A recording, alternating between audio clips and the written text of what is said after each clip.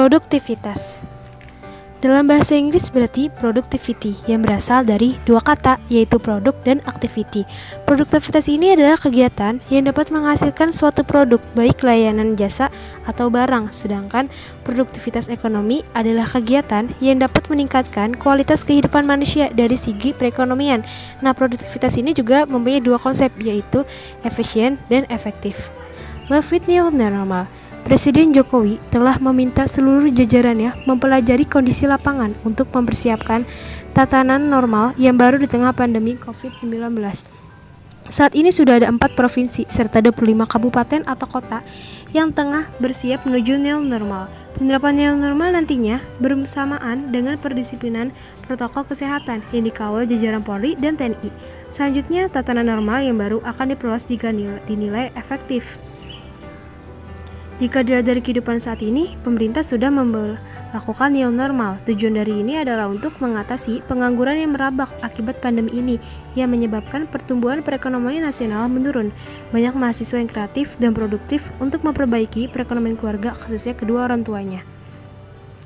Nah, langkah pencegahan apa aja sih yang harus kita lakukan dalam penularan virus COVID-19?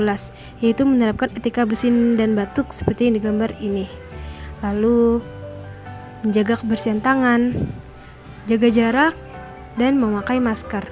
Nah, kita bisa dapat simpulkan analisis plus minusnya, yaitu penetapan objektif yang hendak dicapai.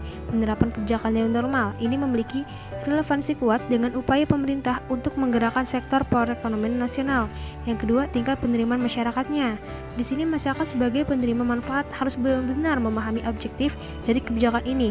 Transparansi data dan informasi melalui skema sosialisasi terbuka adalah sebuah kewajiban yang harus dipenuhi pemerintah. Yang ketiga, instrumen regulatif untuk mengawal kebijakan.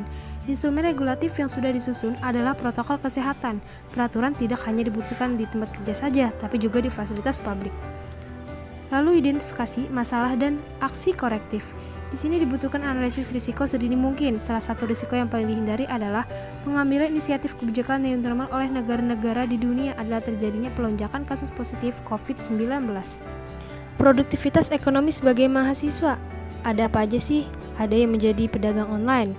Nah, di sini internet bisa menjadi lapak untuk barang jualan. Internet juga memiliki jangkauan yang luas sehingga bisa saja menghasilkan konsumen yang berasal dari luar pulau ataupun negara yang berbeda. Yang dijual pun bisa beragam, baik berupa barang ataupun produk makanan.